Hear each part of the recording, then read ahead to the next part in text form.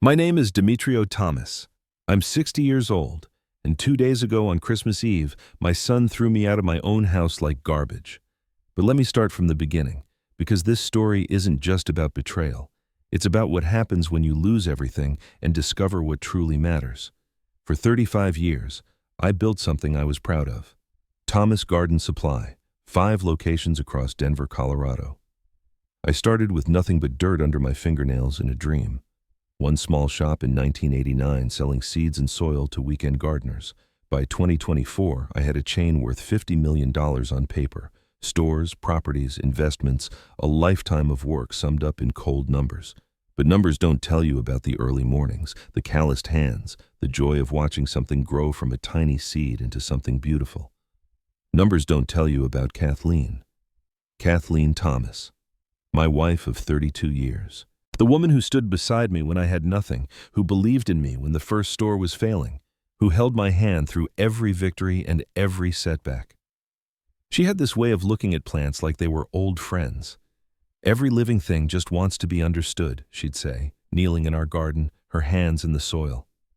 We had one son, Scott, born when Kathleen was 38, after years of trying, of hoping, of praying. He was our miracle baby, and maybe that's where I went wrong. Maybe I loved him too much, or maybe I loved him the wrong way. 4 years ago, Kathleen got sick, lung cancer. She never smoked a single cigarette in her entire life, but cancer doesn't care about fairness. For 1 year, I watched the strongest woman I knew fade away, and I spent everything I could, the best doctors, experimental treatments, anything that promised hope. Her last words to me were clear, even through the morphine haze. Take care of Scott, but don't spoil him. Teach him to be strong, to stand on his own 2 feet. Promise me, Demetrio. I promised. I lied. After Kathleen died, I fell apart.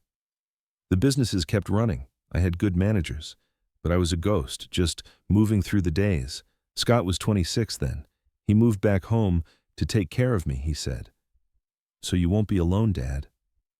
But it wasn't care, it was convenience, because in my grief, in my desperate loneliness, I started giving him everything, every single thing he asked for. Dad, my car broke down. I need something reliable.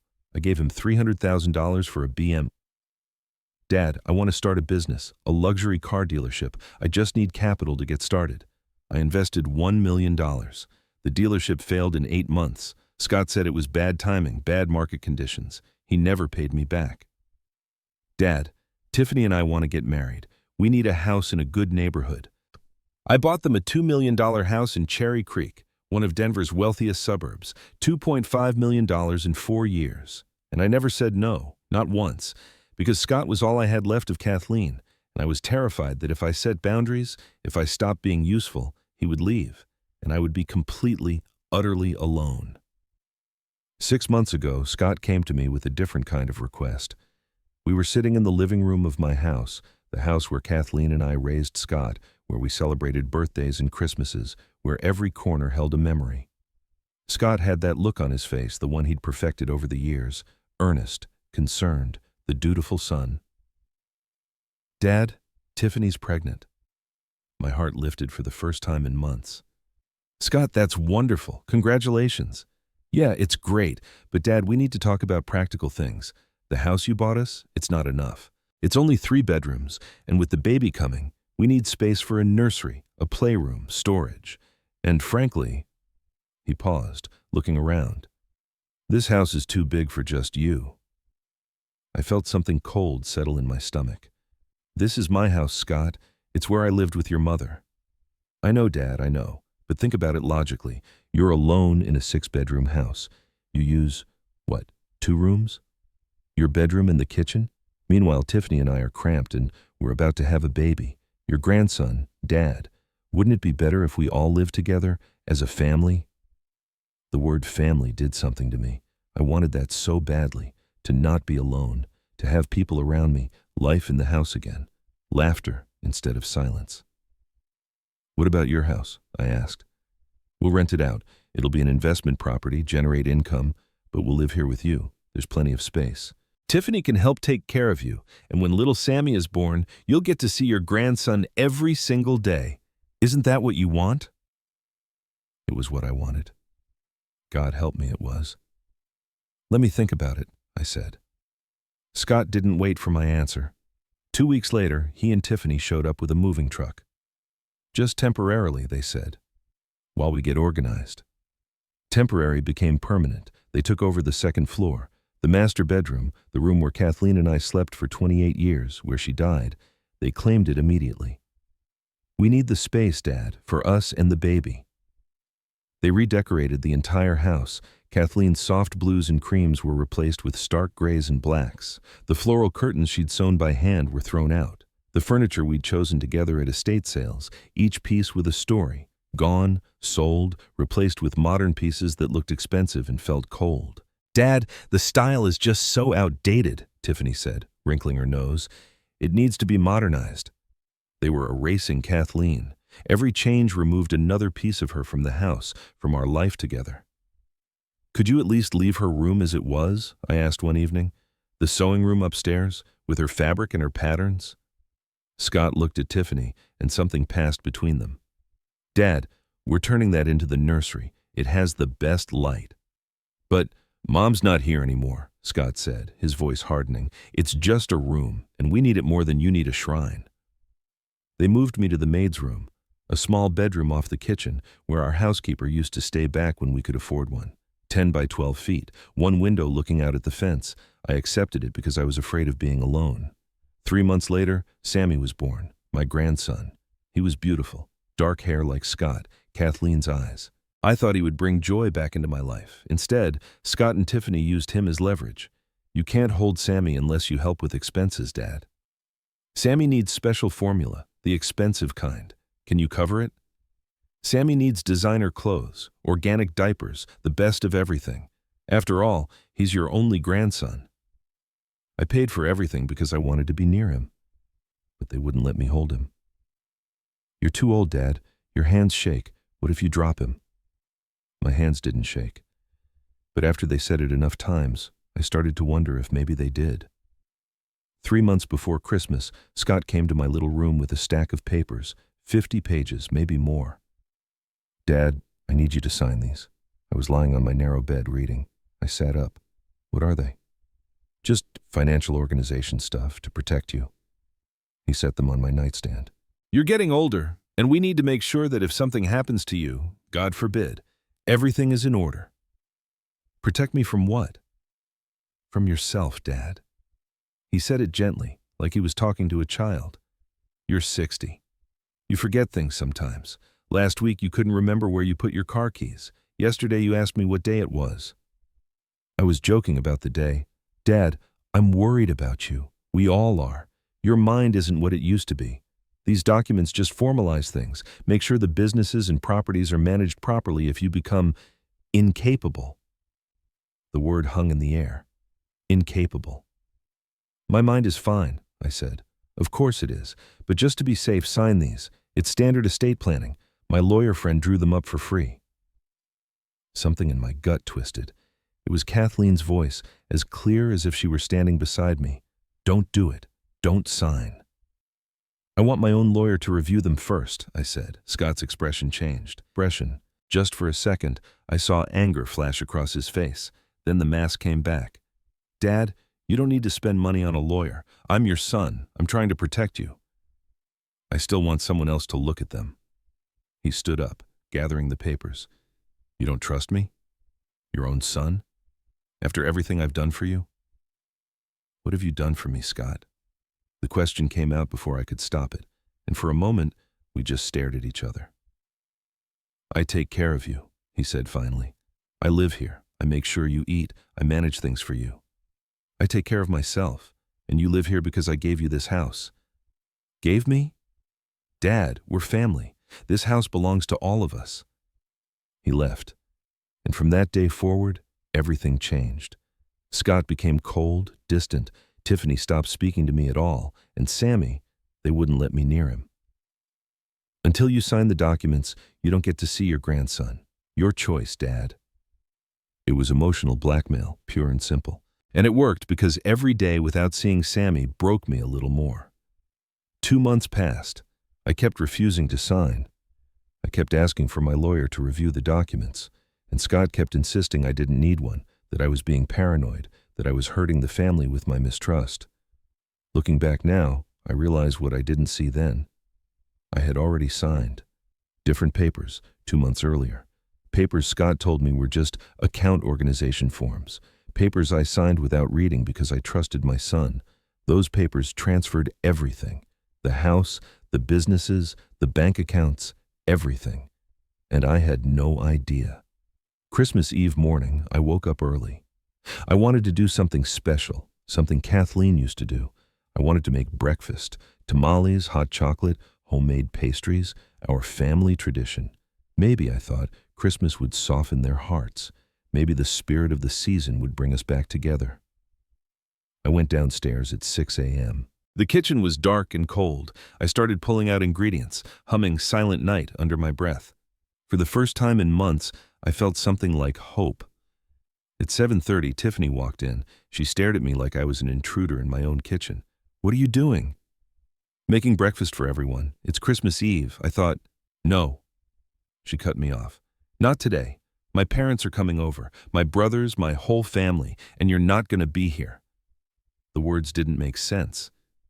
"What do you mean? This is my house. It's Christmas Eve." "Scott," she yelled, "get down here." My son appeared in the doorway, wearing a robe that probably cost more than my entire wardrobe. He looked annoyed, like I'd interrupted something important. "What's going on?" he asked Tiffany. "Your father doesn't understand that he's not welcome today."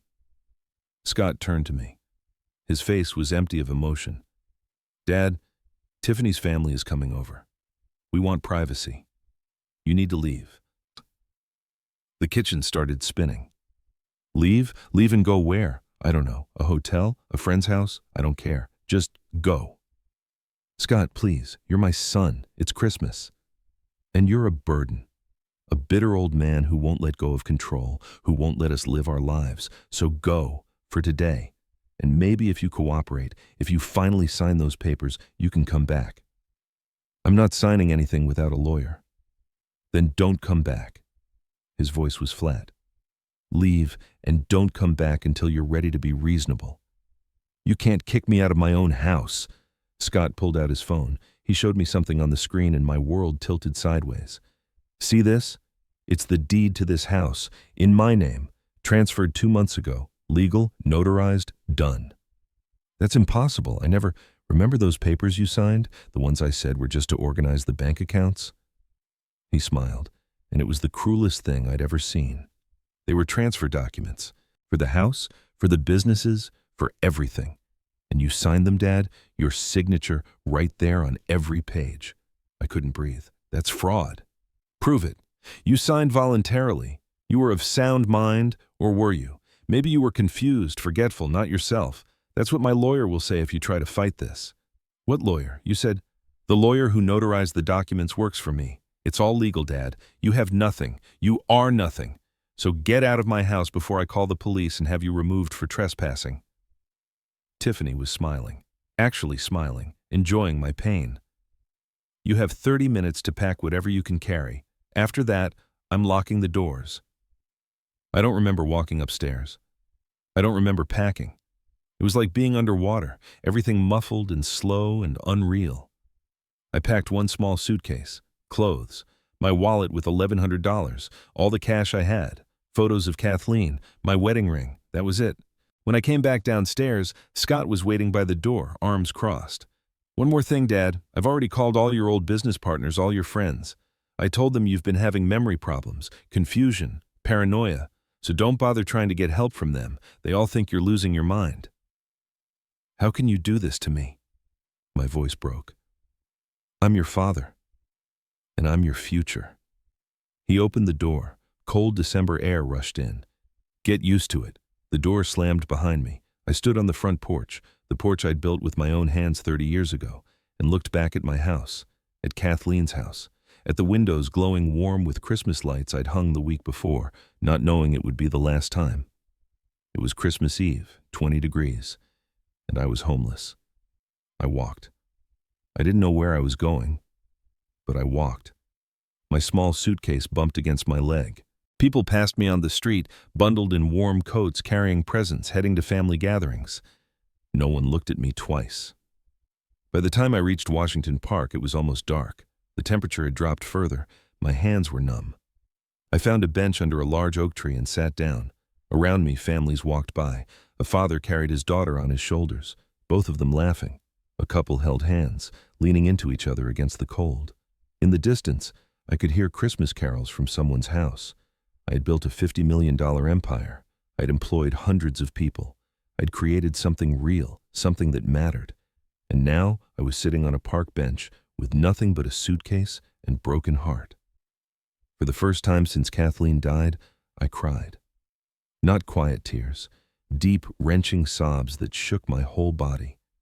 I cried for everything I'd lost, for the family I thought I had, for the son who turned out to be a stranger, for Kathleen, who tried to warn me and who I'd failed.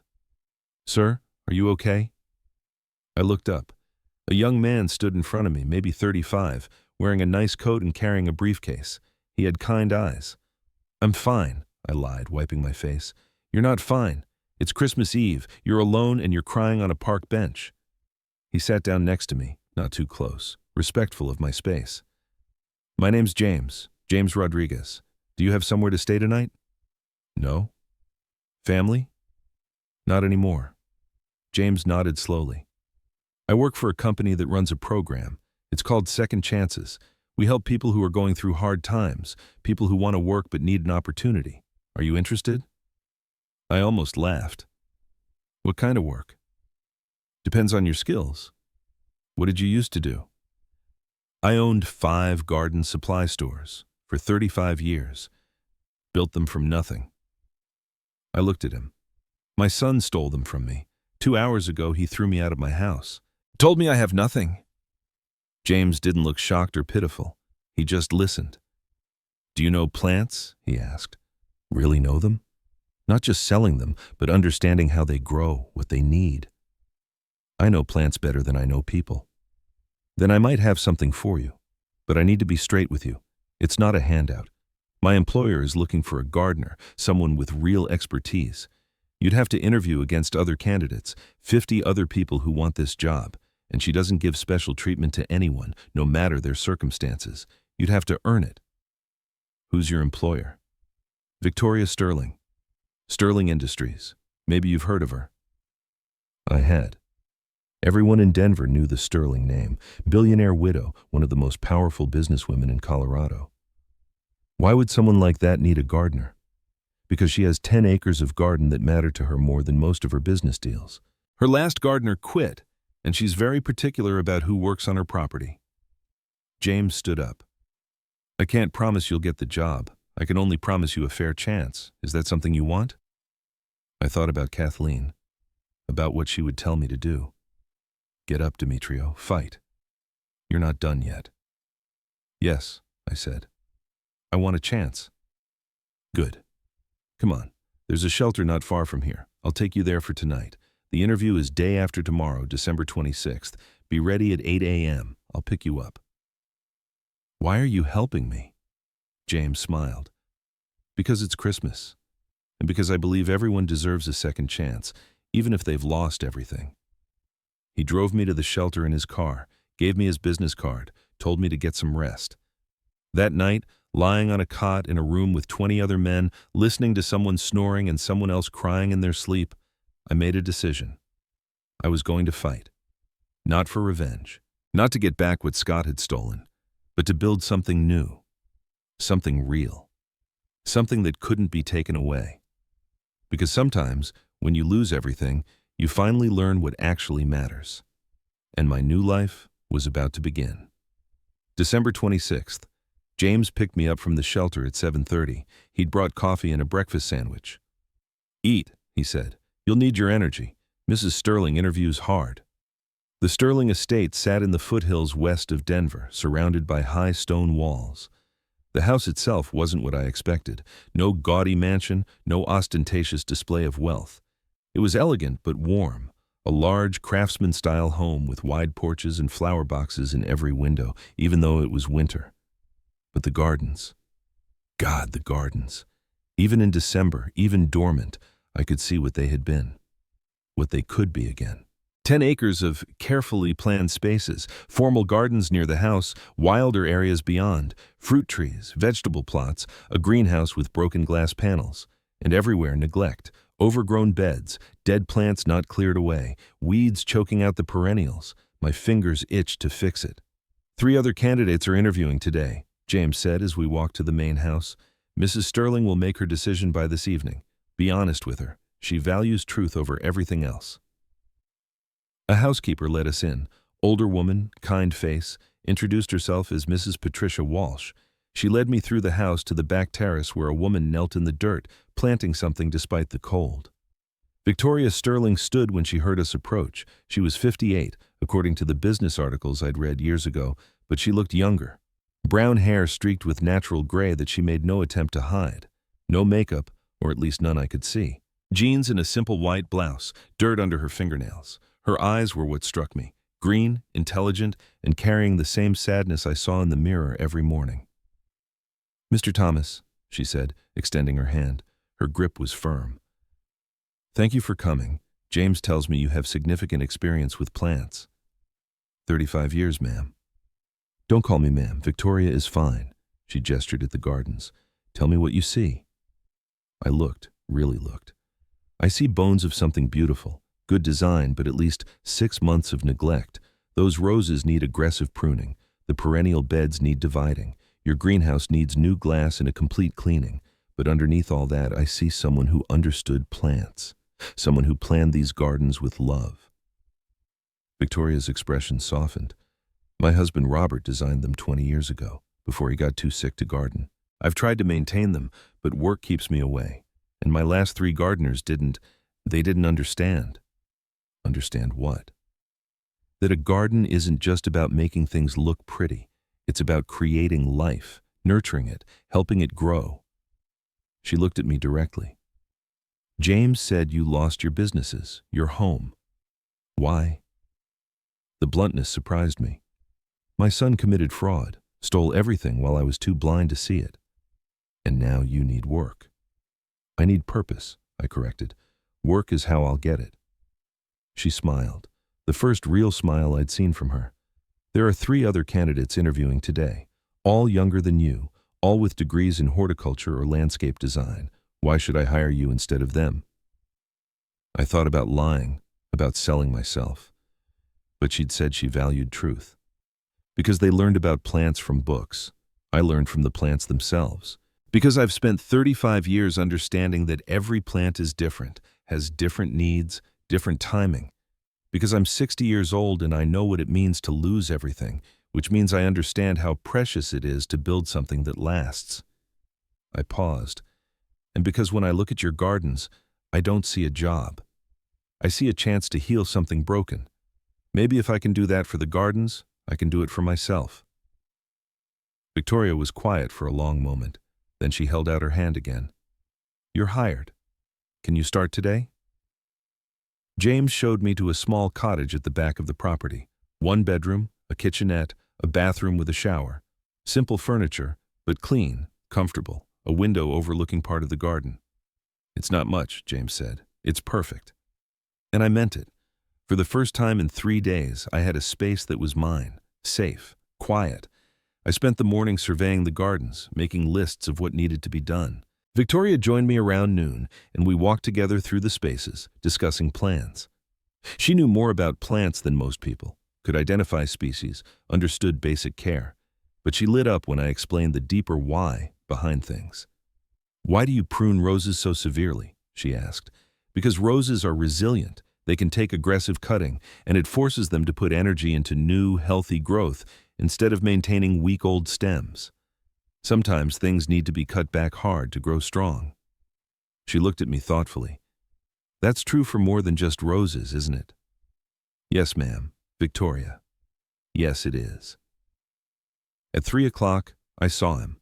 A small boy, maybe 8 years old, walked into the garden with a backpack covered in dinosaur patches, dark hair, brown eyes, thin shoulders.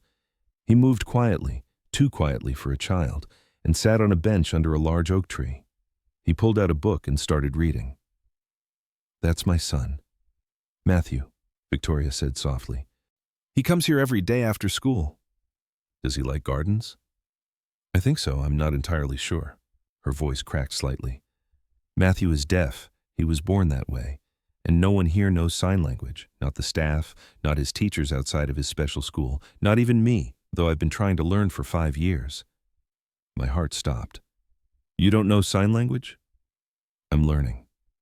Slowly, but I'm clumsy at it, and Matthew is patient with me, but I see his frustration, his isolation. She looked at her son, and the pain in her face was devastating. He spends hours here alone because it's the one place he can be himself without struggling to communicate. I watch him, and I'm his mother, but sometimes I feel like we're strangers. The words came out before I could think. I know sign language. Victoria turned to me so fast I thought she might fall. What? My wife's sister was deaf. Kathleen and I learned ASL 30 years ago so we could communicate with her. I'm rusty, but I remember. You don't forget. Tears filled Victoria's eyes. You can talk to him? If you'd like me to try. Please, she grabbed my arm. Please try, he's been so lonely and I don't know how to reach him. I walked slowly toward Matthew, not wanting to startle him. When I was a few feet away, he looked up. His eyes widened. Clearly, he hadn't expected to see anyone new. I raised my hands and signed, "Hello, my name is Demetrio. I'm the new gardener." Matthew's book fell from his hands. His mouth opened in shock. Then, slowly, tentatively, he raised his own hands. You can talk like this? Yes, I learned a long time ago. What's your name? Matthew. He signed it clearly, precisely. What are you reading? He held up the book. Dinosaurs. Specifically a book about herbivorous dinosaurs, plant eaters. I like dinosaurs that eat plants, he signed, like me. I don't like meat. I smiled. I'm not big on meat either. Vegetables and fruits are better. You know, we could plant a garden just for you, with all the vegetables and fruits that plant-eating dinosaurs would have liked. Matthew's eyes went huge. Really? We can do that? If your mom says it's okay, would you like that? Yes, yes, please. And then Matthew smiled. A huge, genuine smile that transformed his entire face. Behind me, I heard a choked sob. Victoria was standing there, hands over her mouth, tears streaming down her face. She'd been watching the entire exchange. She walked over quickly, knelt beside Matthew and signed, clumsily but clearly. You're okay, sweetheart? Matthew's face lit up even more. Mom, Demetrio talks like me, and he's going to make a garden for me with vegetables like dinosaurs ate. Victoria looked at me, and her voice shook as she spoke the 5 words that changed everything. Where have you been all my life? I didn't know how to answer that, because I was wondering the same thing about her. 3 months passed, January, February, March. Denver winter giving way slowly to spring. The gardens transformed. I worked from dawn until dark most days, cutting back the dead, amending soil, repairing structures, planting new beds. Every afternoon at 3, Matthew came home from school and found me. We'd work together in his special garden, the dinosaur garden, we called it. Leafy greens, berry bushes, fruit trees. While we worked, we talked, in sign, in comfortable silence, in the universal language of growing things. Why do plants need sun? He asked one day. They eat sunlight, I explained. Through their leaves. It's called photosynthesis. They turn light into food, into energy to grow. That's like a superpower. It is. Every plant is special, Matthew. Every single one is unique, like people. He looked at me seriously. Am I special? Very special. You're unique. There's no other Matthew in the world, but I can't hear. Other kids at school can, and you can do things they can't. You can talk with your hands. That's incredible. It's like having a secret language, a superpower that lets you communicate without sound. Being different isn't bad. It's just different, and different can be wonderful. Matthew hugged me then, just threw his arms around me and held tight, and I realized it had been 4 years since anyone had hugged me like that, like they meant it, like they wanted to, not because they wanted something from me. Victoria watched these interactions, at first from a distance, then closer, trying to follow our signed conversations. Her ASL improved rapidly. By the end of February, she could have basic conversations with Matthew. By March, they were talking freely, really talking, for the first time in his life. One evening after Matthew went to bed, Victoria invited me to have coffee on the terrace. It had become a routine. We'd sit, talk about the day, about the gardens, about life. "I need to thank you," she said, "for what you've given Matthew. In 3 months, I've seen more change in him than in years. He's happy, confident. He told me yesterday that he's teaching some kids at school basic science. He's never done that before. He's an amazing kid, smart, curious, kind. He is, but he needed someone who could see that, who could communicate with him." She was quiet for a moment. "Can I ask you something personal?" "Of course. Your son, the one who betrayed you. Do you hate him?" I thought about it, really thought. "No, I'm disappointed. Heartbroken, but hate? No. I think I failed him as much as he failed me. After Kathleen died, I gave him everything without making him earn anything. I turned him into someone who thought he was entitled to whatever he wanted. That's on me." "You're very philosophical about it. I'm trying to be realistic. If I stay angry, if I dwell on what was taken, I can't live in what is. And this," I gestured at the gardens, the house, the space between us, "this is better than anything I had before." Victoria looked at me with something in her eyes I couldn't quite name. When Robert died 5 years ago, everyone expected me to fall apart, to sell the company, retire, mourn. Instead, I threw myself into work, proved I could run his businesses as well as he had. Better even. I don't doubt it. But I forgot something. I forgot to be a mother. I was so busy proving to the world that a woman could do what a man did that I neglected my son. Matthew came late in my life. I was 40 when he was born. I'd waited so long for him, and then when I finally had him, I was never present, always working, always building something out there instead of building a relationship with him. You're building it now, because of you. She reached across the table and took my hand. You gave me my son back. Her hand was warm, rough from garden work we'd done together. I looked down at our hands, hers and mine, and felt something I hadn't felt in years. Connection. Not obligation, not need, but genuine human connection. I should go, I said, standing up quickly. Early start tomorrow. Demetrio. I stopped. Don't run from this. Whatever this is between us.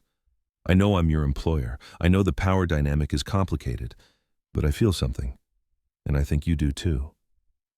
You're a billionaire. I'm a man who sleeps in your cottage because I have nowhere else to go.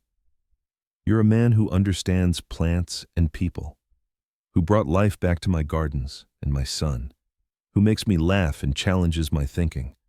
I don't care about the money difference. The world cares. Let them. She stood too. I'm 58 years old. I spent 30 years in a marriage of convenience, doing what was expected, building what was practical. I'm tired of practical. For once in my life, I want real. We stood there on the terrace, the scent of early spring flowers drifting around us, the night quiet except for the sound of the fountain Robert Sterling had built 20 years ago. This is crazy, I said. Probably. People will talk. Let them. I have nothing to offer you. You've already given me everything that matters. She leaned in and kissed me. Soft, tentative, asking permission with every movement. And I kissed her back because she was right. This was real. And I was tired of running from real things. When we pulled apart, we were both crying. What do we do now? I asked. We let it grow. Like a garden. With patience, with care. We don't rush it and we don't hide it. We just let it grow and see what blooms. I nodded. I can do that. That night, walking back to my cottage, I looked up at the stars and thought about Kathleen. I didn't feel guilty. I felt grateful. Grateful that she'd taught me how to love, how to be patient, how to nurture things. And grateful that she'd sent me here, to this place, to these people who needed what I could give and who gave me what I needed. Life, I thought, really does grow from the most unexpected seeds. April brought warmer weather and an unwelcome visitor. I was pruning the rose garden when I heard the car. A BMW, new, expensive, black. It pulled up to the front gate and the driver spoke to the security guard. My stomach dropped. I knew that car. I'd bought it. Scott stepped out wearing a suit that probably cost $3,000. His hair was styled, his shoes polished. He looked successful, confident, but I could see the tension around his eyes, the way his hands clenched and unclenched. He saw me and smiled, that fake practice smile he'd perfected. "Dad, finally found you." I kept pruning. "Scott, what do you want?" "To talk. To apologize." He walked closer, hands in his pockets, the picture of casual regret. "I know I screwed up. I was stressed. The baby, the finances, I made terrible decisions, and I want to make it right." "Make it right." I set down my pruning shears. "How exactly do you plan to do that?" "Come home. Let's work together on the businesses. I've realized I can't run them without you. I need your expertise, your knowledge. We can be partners. You stole my businesses." I know, and I'll sign everything back. We'll start fresh. Family should stick together, right?" I studied my son, saw the desperation he was trying to hide. "How much debt are you in?" His mask slipped for just a second. "What?" "The businesses. How much are you losing?" "Dad, that's not—" "Tell me the truth for once in your life." Scott's jaw tightened. "Fine, they're struggling. Turns out running 5 stores is harder than I thought. I've got debts, significant debts, and I need help." "So you came here. You're my father. I was your father when you threw me onto the street on Christmas Eve. I was your father when you stole everything I built. What am I now, Scott? A solution to your financial problems?" He looked past me at the Sterling mansion, and I saw the calculation in his eyes. "You work here. For Victoria Sterling. The billionaire. That's none of your business. Are you with her?" He laughed, but there was no humor in it. "Jesus, Dad, is that what this is? You're sleeping with a billionaire?" "Scott, that's brilliant, actually. I have to give you credit. Lose everything, land a job with a billionaire, seduce her. That's enough." My voice was harder than I'd ever used with him. "You need to leave. Not until you hear me out." He dropped the charming act entirely. "I need money. A lot of it. The businesses are drowning and I'm about to lose everything. But you've got access to billions. All you have to do is ask her. Tell her it's for your son, for your grandson. A few million is nothing to her." "I would never." "Why not? She's obviously into you." "Use it. Family helps family, Dad. That's what you always taught me." "I taught you to work hard and be honest. You learned neither." "Is everything all right?" Victoria's voice cut through the tension. She and Matthew stood at the terrace steps. Matthew's hands moved quickly. "That man feels bad." Scott turned on the charm instantly. "Mrs. Sterling, it's an honor. I'm Scott Thomas, Demetrio's son. I've heard so much about you." Victoria's expression was ice. "I know who you are. Demetrio told me everything. He told you his version. He told me you committed fraud, that you threw him out on Christmas, that you left him homeless and penniless." She walked down the steps, and despite being half Scott's size, she was intimidating. "And now you're here asking him to use our relationship to get money from me." Scott's face reddened. "That's not— I heard you, the whole conversation." She looked at me. I was in the garden room, windows open. "Mrs. Sterling, you don't understand the pressure I've been under." "I understand perfectly. You're a thief and a fraud who's about to lose everything, and you thought you could manipulate your father one more time." She pulled out her phone. "I'm calling security. You have 2 minutes to get off my property before I have you arrested for trespassing." Scott's mask shattered completely. The rage underneath poured out. "You think you're so superior? You're just a rich bitch who bought herself a boy toy. My father is using you, and you're too stupid to see it." Matthew started crying. Victoria moved to comfort him, signing rapidly. I stepped between Scott and Victoria. "You're going to leave now, and you're never going to contact me or anyone in this house again." "Or what? You'll have your billionaire girlfriend sue me? Go ahead. I've got nothing left to take." "Exactly," I said quietly. "You have nothing. Because you spent your whole life taking instead of building. And now you're broke. Your wife left you, and you can't even see your own son without supervision. That's not my fault, Scott. That's the consequence of your choices." Security arrived. 2 large men who took Scott by the arms. As they dragged him toward the gate, he screamed, "You'll regret this. I'll ruin you, both of you." I'll tell everyone what you really are, a gold digger and a desperate old fool." The gate closed behind him. Silence fell over the garden. Victoria was holding Matthew, who was still upset. I walked over to them. "Is he gone?" Matthew signed. "Yes, he's gone." "Good. He was mean. I don't want mean people here." "Neither do I agreed. Victoria looked at me over Matthew's head. I could see the question in her eyes. "Are you okay?" I nodded. Because I was. Scott's words had hit me, planted seeds of doubt. Was I using Victoria? Was this real? But looking at her now, at Matthew, at the gardens we'd rebuilt together, I knew the truth. This wasn't about money. This was about finding family in the most unexpected place, about planting new seeds after everything else burned down. "He'll come back," Victoria said. "Men like that always do." "I know, but next time, we'll be ready." She took my hand. Matthew took my other hand, and the three of us stood there in the garden, a strange little family held together not by blood or obligation, but by choice. And that, I was learning, was the strongest foundation of all. 2 weeks after Scott's confrontation, the lawsuit arrived.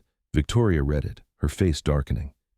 "He's suing you for $5 million, claims you abandoned him, that he sacrificed his career caring for you." Within days, the headlines exploded. "Billionaire's boy toy, homeless gardener abandons family for fortune. Gold digger or true love, you decide." Paparazzi camped outside the estate. They photographed Victoria and me working together, twisting every innocent moment. One photo showed me teaching Matthew to plant tomatoes, captioned, "Using deaf child to manipulate wealthy mother." Matthew came home crying. "Kids said you're only here for money," he signed. "They said you don't really care about me." My heart shattered. I knelt in front of him. "I love you and your mother more than anything in this world, more than money, more than houses. Do you believe me?" He hugged me tight, sobbing. Victoria's business suffered immediately. A $50 million merger collapsed. 3 major clients terminated contracts. Her board demanded she consider resigning. One night I found her at 2 a.m., exhausted, surrounded by financial reports. "The stock dropped 12% today," she said. $300 million in lost value because I fell in love with you." "Let me go," I said. "I'll disappear. This will blow over." "No. You're losing everything. I'm losing money. Without you and Matthew, I'd lose my life." She cupped my face. "I'm choosing you. I'm choosing happiness over what's expected." But at 2:15 a.m., after she fell asleep, I packed my bag. I wrote letters to Victoria and Matthew, explaining that sometimes love means leaving. I made it halfway down the driveway before headlights blinded me. Victoria's car screeched to a stop. She got out barefoot, angrier than I'd ever seen her. "Running away? That's your solution?"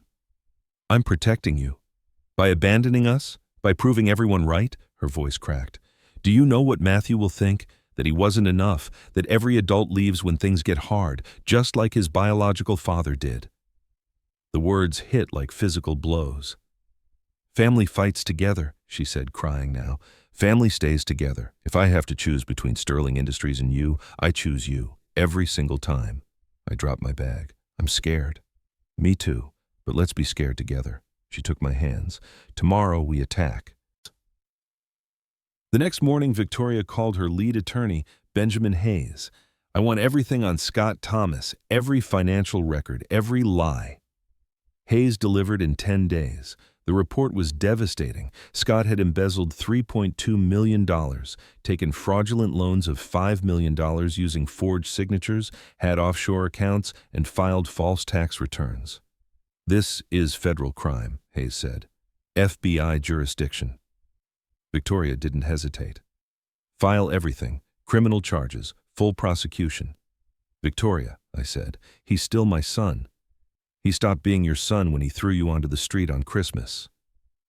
The FBI raided Scott's house on Tuesday. The media pivoted instantly. FBI raids Scott Thomas home in fraud case. Victoria Sterling exposes criminal scheme, protects true love. Scott's world collapsed in a month. Banks foreclosed. Tiffany divorced him and took Sammy. He faced 15 years in prison. Hayes negotiated a plea. Plead guilty, return all assets, 2 years probation, no contact with me for 5 years. Scott took it. He had no choice. I felt no triumph, only sadness. This was my son, and I'd failed him as much as he'd failed me. 6 months passed. October arrived, painting the gardens gold. The scandal faded. Victoria's stock recovered and exceeded its previous value. Matthew thrived, starting a sign language club at school. Victoria and I found our rhythm, working together, laughing together, building something real that couldn't be bought or stolen. One October evening, I asked Victoria to walk through the gardens with me. The moon was full, and night-blooming jasmine filled the air with sweetness. "Remember when we met?" I asked. 10 months ago, I was broken, with nothing. I remember a man with strength and dignity, even after losing everything. I stopped walking and pulled a small box from my pocket. My heart pounded as I knelt down. Victoria's hands flew to her mouth. "Oh my God. Victoria Sterling, I'm 60 years old. I've learned life is short. When you find something real, you don't wait." I opened the box, a simple gold band with a small diamond. "I know I'm just a gardener. I know people will talk, but you make every day worth living. You've shown me that family is about choice, not blood. Will you marry me?" "Yes," she said, crying. 1,000 times yes." Matthew burst from behind a rosebush, holding a sign. "Mom said yes." He'd been hiding there the whole time. We all hugged, this strange, beautiful family we'd built from broken pieces.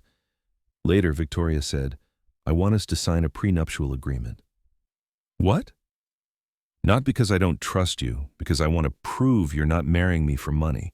The prenup will state clearly, if we divorce, you get nothing from my fortune. I want the world to see this is real." I kissed her. "I'll sign anything. I'm not marrying your money. I'm marrying you." We married on a perfect November morning in our garden. 50 guests, close friends, people who genuinely loved us. No press, just love. Matthew walked down the aisle as ring bearer in a tiny tuxedo, carrying the rings with intense concentration. When he reached the altar, he signed, "Don't mess this up, Dad Demetrio." The guests laughed. I signed back, "I'll try my best." Victoria appeared in a simple ivory dress, her hair down, holding roses from our garden. She was beautiful and real and mine. I spoke my vows aloud and signed them simultaneously for Matthew.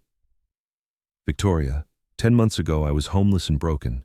You gave me purpose, a home, a partner. You taught me that endings are just beginnings. I promise to make you laugh every day, to love Matthew as my own son, to build beautiful moments with you for the rest of my life." Victoria's voice shook. "Demetrio, when you walked into my garden, I was withering. You brought life back to the roses, to my son, to me. You showed me real love comes from choosing someone every day. I promise to be your equal partner, to learn from your wisdom, to build something lasting with you until the very last petal falls." We kissed. Matthew signed applause, waving his hands overhead, and his joy was radiant. As the sun set, painting the sky orange and pink, I noticed someone at the gate. Security was turning them away. My chest tightened. I knew that silhouette. "Wait," I called. "Let me see."